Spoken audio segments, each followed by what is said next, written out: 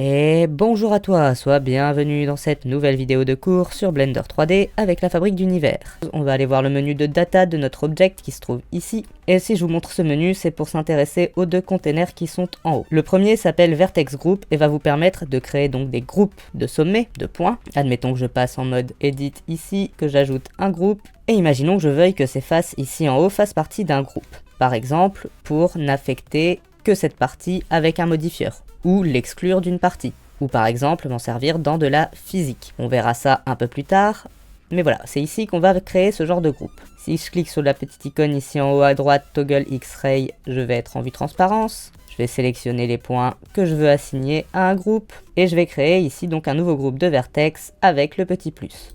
Comme vous le voyez en dessous, on a un certain nombre de boutons qui sont apparus. Je vais pouvoir assigner mes points, enlever mes points, sélectionner les points qui ont été assignés ou désélectionner les points qui ont été assignés. Je peux également choisir la force avec laquelle je vais les assigner. Je vais enlever la transparence. La deuxième chose, ça va être en dessous le container de ShapeKey. Le container de ShapeKey va vous permettre de déformer un objet pour animer cette déformation sans utiliser un squelette. On va pouvoir déformer directement le maillage. C'est impossible à animer autrement. Alors ça peut notamment être utile pour des expressions du visage, ou pour faire parler un personnage, ou encore pour changer sa corpulence. Donc pour créer une ShapeKey, on doit être en mode objet. On va déjà en créer une, et là ça crée la première qui s'appelle Basis. Celle-là, on va pas la toucher, c'est la position de base de notre objet. Je vais en ajouter une nouvelle, et je vais passer en mode Edit.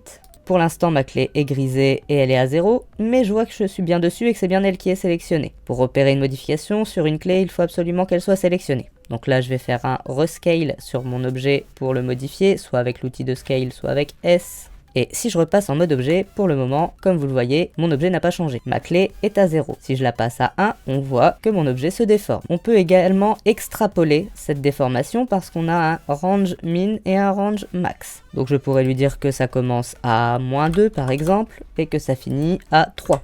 Et je pourrais m'amuser avec la réglette, et là on voit l'extrapolation du mouvement que j'ai opéré. Je vais en créer une nouvelle, je vais aller dessus, et imaginons que je modifie ces faces-là. Je vais mettre celle-ci à 0.